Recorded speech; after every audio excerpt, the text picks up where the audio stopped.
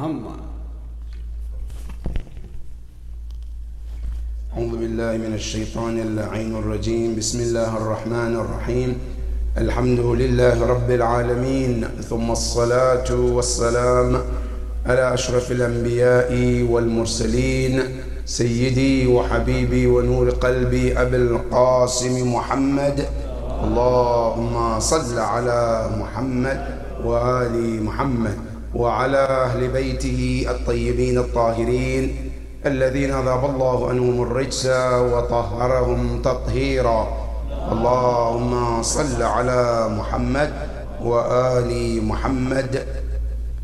أما بعد، فقد قال إمامنا الحسين بن علي ابن أمير المؤمنين عليه أفضل الصلاة والسلام: اللهم صل على محمد وآل محمد. إن الناس عبيد الدنيا والدين لائق على ألسنتهم، يحوطونه ما درت به معايشهم، وإذا محسوا بالبلاء قل الديانون. وصدق الإمام الحسين عليه أفضل الصلاة والسلام. اللهم صل على محمد وآل محمد. عباد الله، أوصيكم ونفسي بتقوى الله. My dear brothers and sisters, Assalamu alaikum wa rahmatullahi wa barakatuh.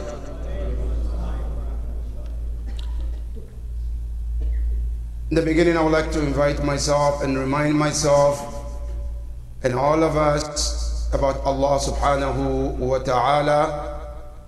Let each and every soul keep Allah in mind and remember, whether in private or public, Allah subhanahu wa ta'ala is watching. And not only is watching, He also has His cameras put every corner of you and me, recording every single action that we do, whether we know or not. But the Quran tells you that Allah subhanahu wa ta'ala has placed cameras around you and I. Some of the cameras is within ourselves, some outside ourselves. One of the cameras inside you and I is your own skin. Our skin is one of the things that record our action and will present to Allah subhanahu wa ta'ala. Al-Quran tells you that Yawm al-Qiyamah, when the skin of human being turn and tells Allah every details about the same person, then the person will turn and says, Lima shahidtum alayna. Why did you testify against me? Then the skin will say, Antaqana Allahu alladhi antaqa kulla shay. The Lord who gave everything the ability to speak today is the same Lord who gave me the opportunity to speak today. That your own skin will tell Allah everything that we have done. Not only that, another camera within your own body is your own legs and hands. Allah says, Yawm al-Qiyamah, this mouth will not do the talk. On the day of Qiyamah, we will seal it, and we will allow the hands and legs to do the talk. Allah subhanahu wa ta'ala, to be specific, He said the hands will be the one to do the talk, and the legs will be the one to testify and confirm. In Surah Yasin, Allah says, الْيَوْمَ نَخْتِمُ عَلَىٰ أَفْوَاهِهِمْ. Today, we will seal the mouth. وَتُكَلِّمُنَا أَيْدِيهِمْ. The hands will do the talk. Talk to whom? To Allah. تُكَلِّمُنَا will talk to us, Allah. وَتَشْهَدُ أَرْجُلَهُمْ. And the legs will testify to it. While the legs are doing the talking, alright? Now you know, when we go to the court, you might have all the case. But then after you present your case, the judge wants to see some evidence, right? To support your case, to make sure that they do they rule in your favor. Now, Al-Quran tells you, right, that Yawm al-Qiyamah, there is a prosecutor. Now, who do you think is the prosecutor of Allah Yawm al-Qiyamah, in that judge, in that court? Our Prophet sallallahu alayhi wa sallam. The Prophet is the one to prosecute everyone. And according to the Quran, every prophet is a prosecutor of their ummah. Now, then they need an evidence. Now your own body is evidence. وَتَشْهَدُ أَرْجُلَهُمْ بِمَا كَانُوا يَكْسِبُونَ. Tell everything about you. And that is one of the reasons why we need to always be conscious of Allah. Because He is listening and watching. And not only Him, right? There are other two, how do you call, officers too. Right? Security officers, which are called Raqib and Atid. And Imam Ali reminds you in Dua Kumail, right? I said, I know, yes, Ya Allah, I know that these two angels are watching. الَّذِينَ وَكَّلْتَهُمْ بِحِفْظِ مَا يَكُونُ مِنِّي. You assign them to write every detail about me.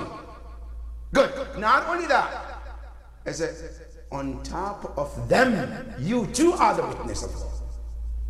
وَأَنْتَ الرَّقِيبَ عَلَيَّ مِنْ وَرَائِهِمْ وَالشَّاهِدَ لِمَا خَفِيَ عَنْهُمْ. And you see what they cannot even see. All of this in the court of Allah subhanahu wa ta'ala. When you think about your own skin, your own legs and hands are testifying and recorded, what else do you want to see to say that Allah is not watching? Allah doesn't know anything. May Allah subhanahu wa ta'ala help us to know and keep in mind that Allah is watching and knows everything, Ya Rabbal Alameen. And may Allah subhanahu wa ta'ala help us to constantly keeping Allah in mind, Ya Rabbal Alameen. My dear brothers and sisters, since we are in the days of Imam Hussein alayhi salam, our khutbah today is about one of the sayings of Imam al-Hussein alayhi afdalu salatu wassalam.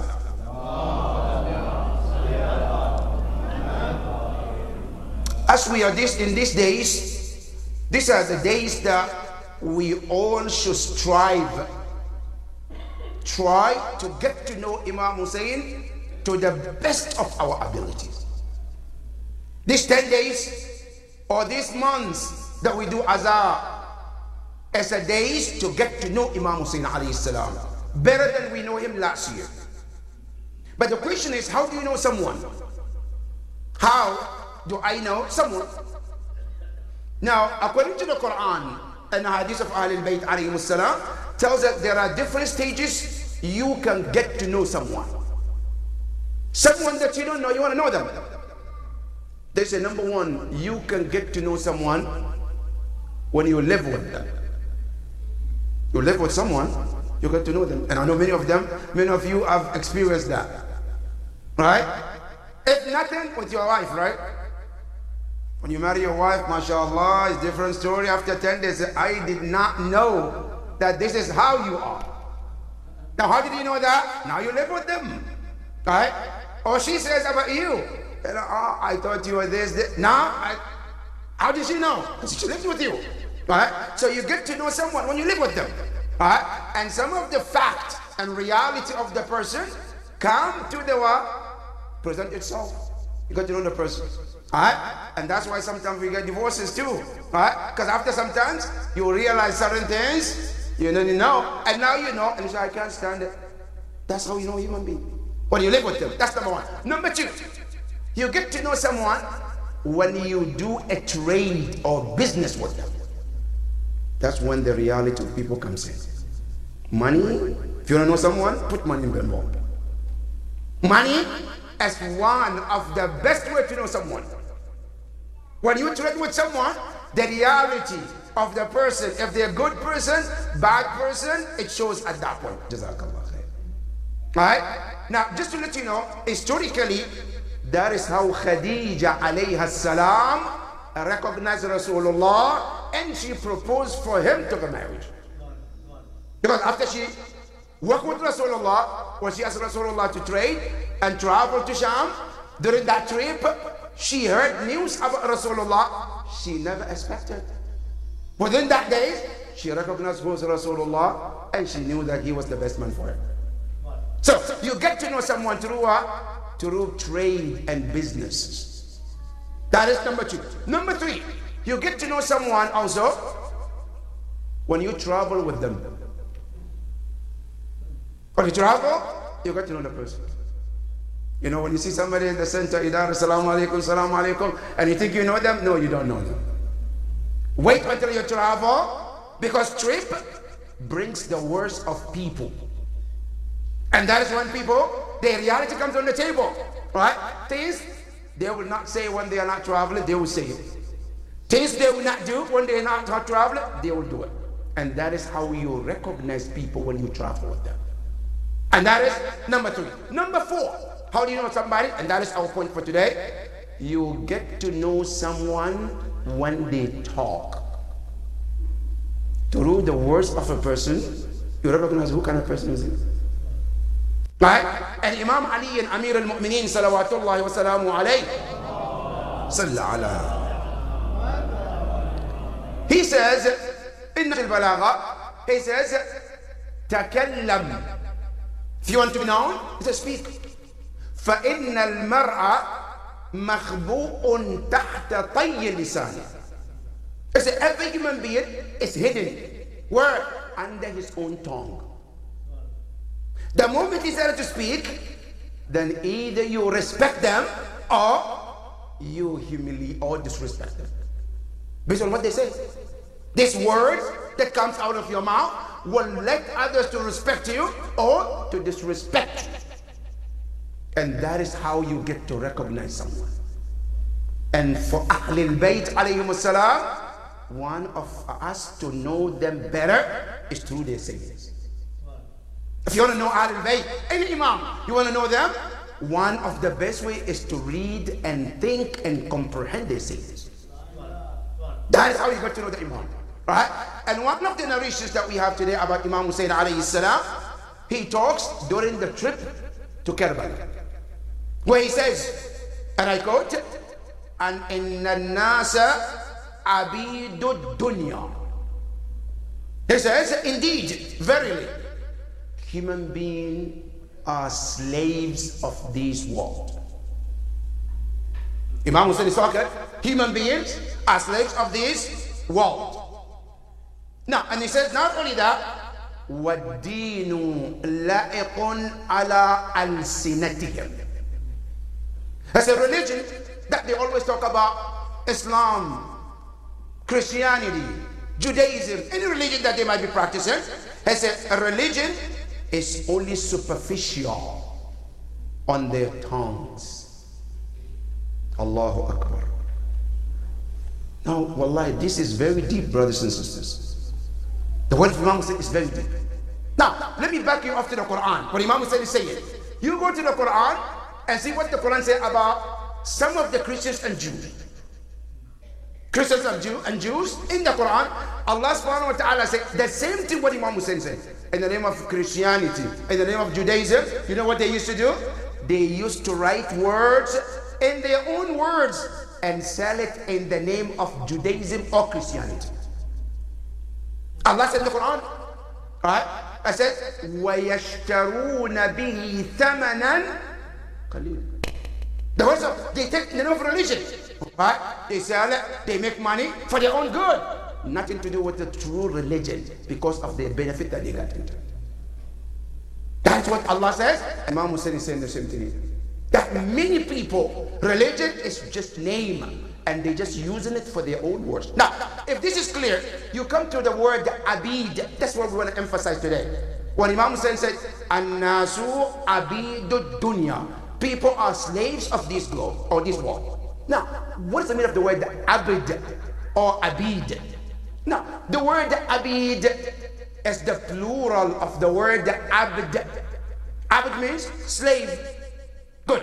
When Imam Hussein says abidu dunya, what is the actual meaning of the word abd? Slave. What does it mean? Now, literally, the word abd is driven from the word ubudiyya. Ubudiyya, what does it mean? To show humbleness to someone. That's called ubudiyya. I am humble to someone. That in Arabic is called what? Ubudiyya. Now, when we say Abdullah, meaning what? A person who shows his humiliation to whom? To Allah subhanahu wa ta'ala. That's kind of al-ubudiyya. Now, this ubudiyya, from the Quranic point of view, is divided into 5. There are 5 categories of what? Al-ubudiyya. And I want us to take a look and see today which one do you and I belong to. Because when Imam Hussein said, An-nasu abidud dunya, it might refer to me too. It might refer to any one of us. Now, but I have to digest this to see where do I fit in this word of Imam Hussein. Now, according to the Quran, they say the word al-abd is divided into 5. Number 1, there is one that is called al-abd bihukm al-shara. Al-abd bihukm al-shara means what? Somebody who is considered slave to someone because of certain Islamic rules. You know, in Islam, and you know, this slavery that we talk about existed before Islam. Before Islam came in the picture, across the globe, everywhere, people use people as a slave. They dominate on one another and they use them as a slave. Among the Arabs, it was there. In Africa, it was there. And every corner of the earth, they have this practice of being slave. Now, Islam came in the picture and Islam put a system in place to end that type of slavery. Islam is the one who put this system to end the slavery. Now, give me an example. How did Islam end up slavery? Islam, for example, says when you break your fast intentionally in the month of Ramadan, one of the things you have a choice to free a slave. Islam gives you 3 choices. Number 1, it says either you fast 2 months non-stop, or you feed 64 people, or you free a slave. That's one system. So slowly, some people who don't want to feed, or people don't want to fast 2 months, so they get okay, let me free him and get away with it. So that was one system in place. Now, another system Islam put in place is that Islam says, for example, if you have a slave and you hurt them in a way that they don't deserve, 1, 2, 3, automatically they're free. You can't keep them anymore. Just because they're a slave doesn't mean that you are allowed to hurt them as you wish. No. And that's how fair Islam is. Now, Islam even comes to say, even your own child, your son, your daughter, Islam says you can discipline them, yes, but you cannot hurt them. Now, what if I discipline my son and they cause bleed? Islam says there is something called what? A diya. You have to compensate your son. What if I discipline my daughter and she got bruised? Islam says there is a diya you have to pay for your daughter. All of this is the Islamic discipline. Now, so that's one system Islam put, and slowly it ended the slavery. Today you don't see any slavery in Islam anymore. Why? Because of the system that Islam put in place. So that's number 1. Number 2 is called al-abd bil-ijad. Allah subhanahu wa ta'ala says, everyone that I created, everything that I create, they are my servants. They are all my slaves. Now, whether you agree or not, Allah said, you are. Right? And Allah said in the Quran, He said, in kullu man fi samawati wal ard illa ati ar-Rahman abda. Allah said, everything that exists in the heavens or the earth, they all will come to Allah as slaves.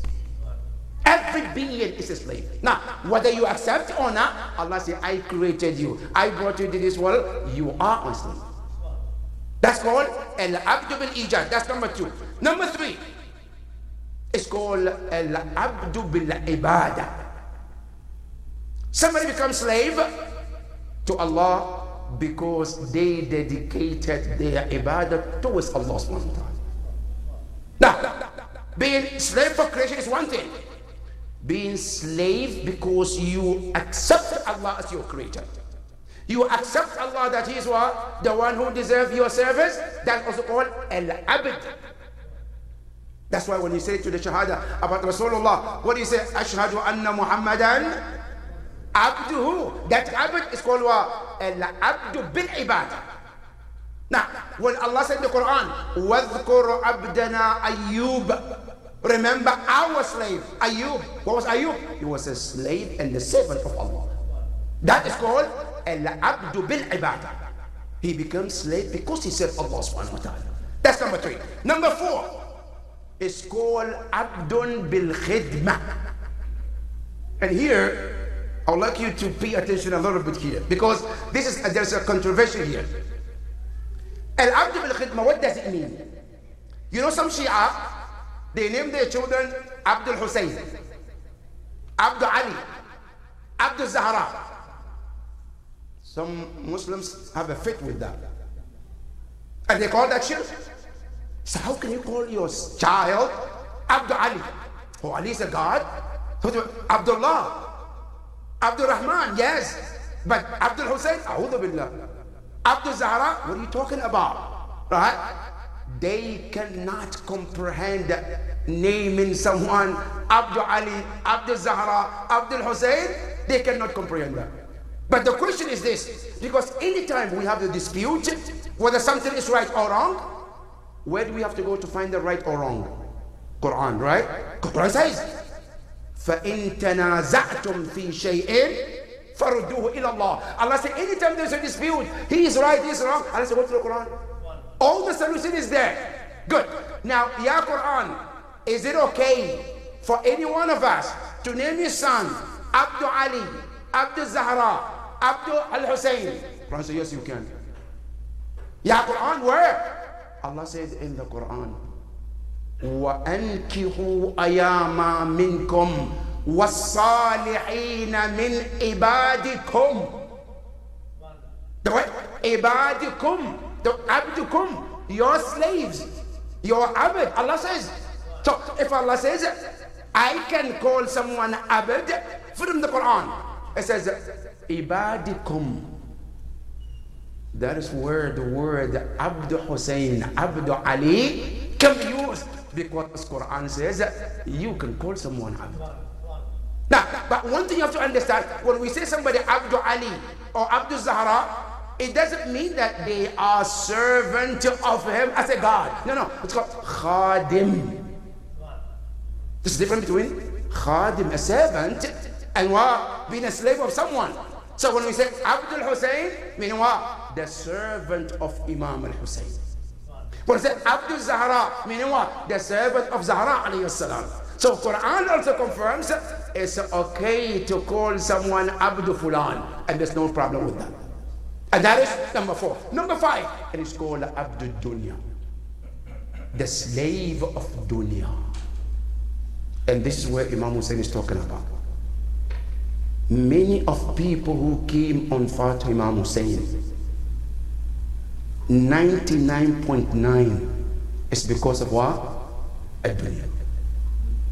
99.9.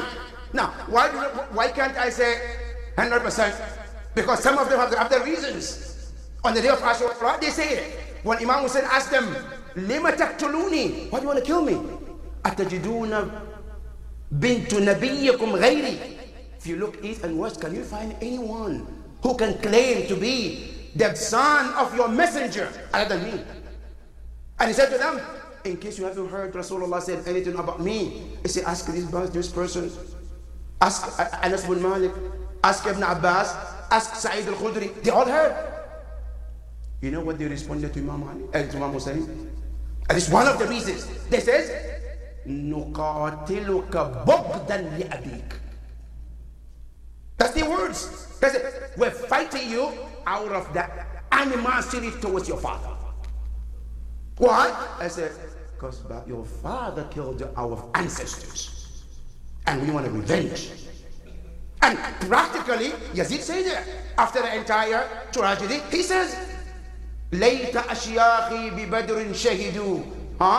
It says, لَأَهَلُّوا وَاسْتَهَلُّوا فَرْحًا وَلَقَالُوا يَا يَزِيدُ لَا تُشَلْ. It says, I wish my ancestors were here to see what I have done. That's all of them. The niyyah was what? Just to revenge at Imam Ali alayhi salam.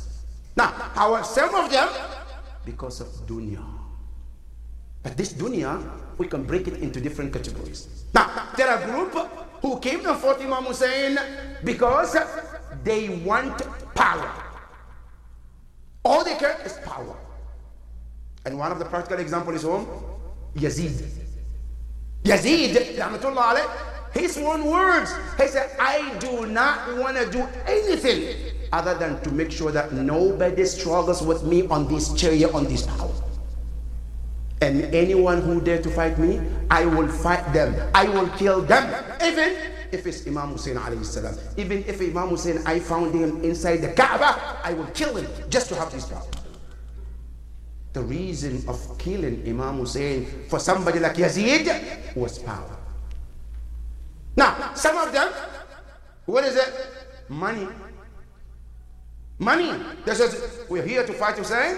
How about the money? Who is there?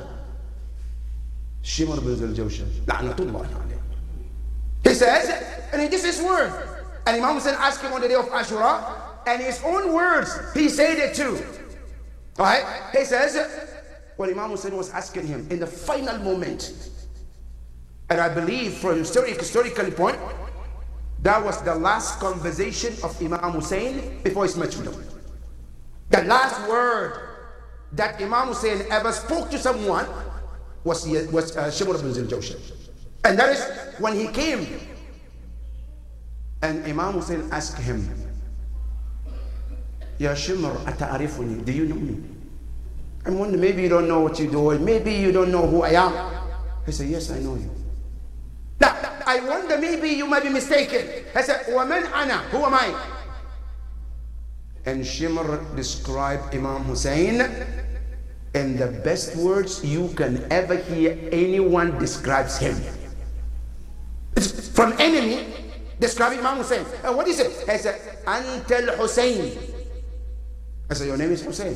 Of course, that's his name. Good. What else? I said, Ibn Ali. Your father is Ali, I know that. Whom? I said, Ibn Zahra. I said, Anta al-Hussein wa abuka Ali wa ummuka Zahra wa jadduka Rasulullah. Allahu Akbar. This is Shimr telling Imam Hussein this. The Imam Hussein asked him, okay, Ya Shimr, if you know all of this, my grandfather is Rasulullah, my father is Ali, my mother is Zahra, Sayyidatun Nisa al-Alameen. You know that, right? And you know me, Hussein, Sayyidai Shabab Ali. Why are you fighting me? Why are you here to kill me? He said, لِلْمَالِ الَّذِي وَعِدْتُ. Money that I am promised. Because of money? Yes. Now, somebody can say whether it's right or wrong. Now, he himself, Shimr, after the old tragedy of Karbala, he went to Sham to receive his reward. As he was entering the castle of Yazid, he said, and it's recorded, he says, he has a bowl. He said, Imla arikabi fiddatan aw dhahaba fa inni qataltu khayra an-nasi umman wa aba. He says, I brought my bowl. Talking to Yazid. Yazid was listening. As he was entering, Yazid can see, he can see Yazid. Yazid can hear him. And he says, fill my bowl that I brought, fidda wa dhahab. Silver and gold. Because historically they said, Shimr was obsessed with gold. And that's why, aftermath of Karbala, he was the one run to the ladies and started pulling their earrings so he could take them away. Obsessed to the rings and gold. Good. So as you walk into the castle, I said, fill, telling Yazid, I said, fill my bowl with what? With the gold and silver. Why? And he says, قتلت خير الناس. I killed. Now somebody worried. Okay, who killed Imam Hussein? He's saying I did. قتلت. I killed. خير الناس أما وأبا. The person who happened to have the best fathers and the best mothers. That's Shimr saying, right? So as he walked, Yazid was hearing, and Yazid looked and said, you know, wayhak. You know, in America it's like, get lost. Right? Get out of here. Why? I said, إذا علمت أنه خير الناس أما وأبا فلما قتلته. If you know what you just telling me, why did you kill him then? Logic question, huh? Yazid is asking him, Shimr, you know his answer? I said, money. I want money. Money? Yes. That's why you killed him? He said, of course that's it. This is what took some people to that level. And that's why when Quran reminds us, be careful of money. It's real, brothers and sisters. Money, Allah said in the Quran, وَتُحِبُّونَ الْمَالَ حُبًّا. Money can take people to the next level. Money can take people to somewhere you can never imagine. Power can take people to that level. We pray to Allah subhanahu wa ta'ala to help us to learn from those mistakes and not to repeat them, Ya Rabbal Alameen. Ya Allah, we ask you to help us to learn from them and better ourselves because of these mistakes that those people did. And Ya Allah, we ask you, bring us closer to Ahlul Bayt alayhim as-salam. Bismillah ar-Rahman ar-Rahim. Alhamdulillahi Rabbil Alameen. Ar-Rahman ar-Rahim. Maliki yawmiddin. Iyaka na'budu wa iyaka nasta'in. Ihdina as-sirata al-mustaqim. Sirata alladhina an'amta alayhim. Ghayra al-maghdubi alayhim wa lad-dallin. Sallu ala Muhammadin wa ali Muhammad.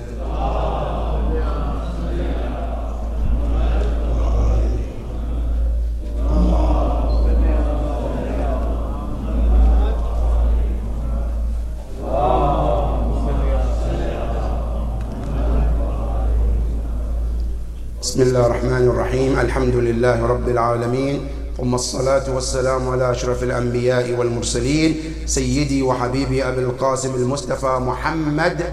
اللهم صل على محمد. اللهم صل وسلم على علي أمير المؤمنين وعلى فاطمة الزهراء سيدة نساء العالمين وعلى الحسن والحسين سيدي شباب أهل الجنة أجمعين وعلى علي بن الحسين زين العابدين ومحمد بن علي باقر علم النبيين وجعفر بن محمد الصادق وموسى بن جعفر الكاظم وعلي بن موسى الرضا ومحمد بن علي الجواد وعلي بن محمد الهادي والحسن بن علي العسكري والحجة بن الحسن المهدي أجل الله تعالى فرجه وسهل الله مخرجه وجعلنا من أعوانه وأنصاره ومن المستشارين بين يديه جميعا ورحمة الله وبركاته.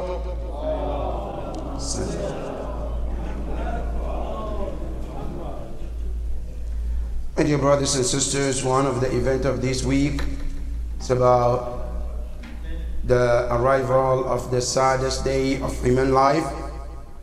It's the day of Ashura, the day the entire universe experienced sadness which never occurred in every creation's life, and that is the day of Ashura. It is mentioned that it's the day the heavens and the earth did cry for Imam Hussein alayhi salam. And Quran talks about things like this. Allah subhanahu wa ta'ala tells us that the day Fir'aun died, Allah says, فَمَا بَكَتْ عَلَيْهِمُ السَّمَاءُ وَمَا كَانُوا مُنظِرِينَ. The heavens didn't cry for him. Why? Because he's a kafir. When a mu'min dies, we have narration that when a mu'min dies, even the place he prays all of it cries for them. What about Ibn Rasulillah, Al-Imam Al-Hussein alayhi salam?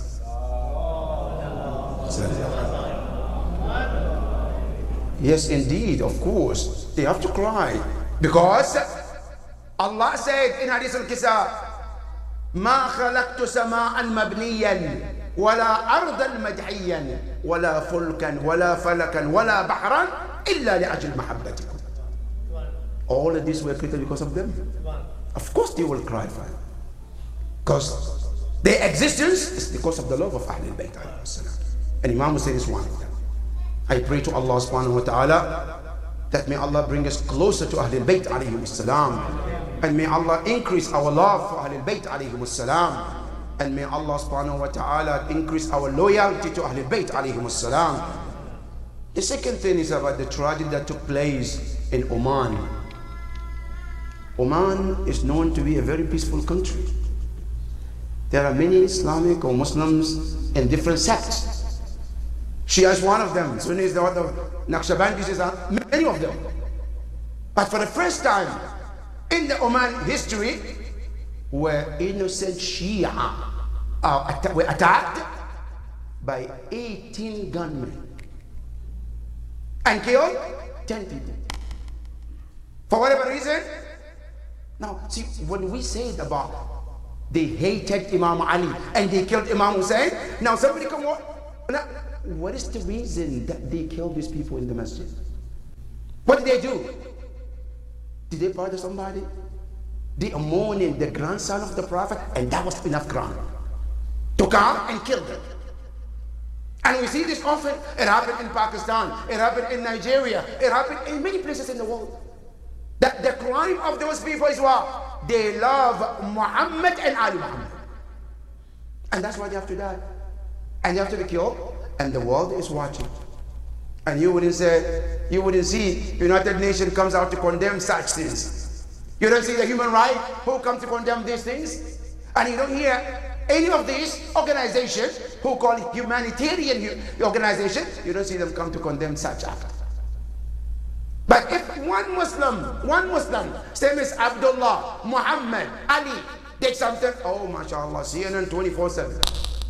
And they'll make sure that his name is this. Right? His name is, and his religion is, because he's a Muslim.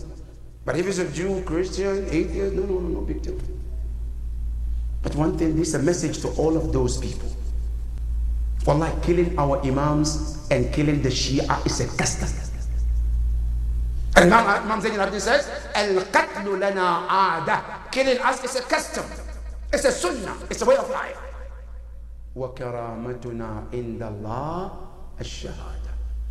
The honor that gets out to us is that we are counted shuhada in the sight of Allah. They can kill as much as they want. Wallah, the more they kill, the more our love becomes stronger. The more they kill, the more we come closer to Ahlul Bayt alayhi salam.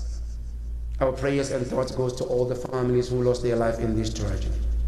Our prayers and thoughts goes to all those shuhada in this tragedy. And I would like to humbly request Surah Al-Fatiha for all those souls who got lost in this tragedy in Oman, and all the shuhada who were killed innocently in any corner of the earth. Ya Allah, we ask you to unite them with Ahlul Bayt alayhim salam. Surah Al-Mubarakat Al-Fatiha. Bismillah ar-Rahman. إن الصراط المستقيم صراط الذين أنعمت. And then last but not the least, I would like to really thank our community for the way they took care of these programs, starting from our trustees. May Allah subhanahu wa ta'ala bless all the efforts. Coming to our board of directors, coming to our volunteers, I heard how hot it was here on the days of Ashura, but mashallah, mu'mineen were up there as if it was nothing. Those who were directing traffic, those who were serving foods, Ya Allah, may Aba Abdullah al-Hussein reward you. May Aba Abdullah grant you his shafa'a, Ya Rabb al-Alamin. May Allah subhanahu wa ta'ala accept all these works in any category that anybody does for Ahlul Bayt alayhim salam. And may Allah increase all of this in your mizan of hasanat, inshaAllah. Bismillah ar-Rahman ar-Rahim. Inna a'tainaka al-kawthar. Fasalli li rabbika wanhar. Inna shani'aka huwa al-abtar. Sallu ala Muhammadin wa ali Muhammad.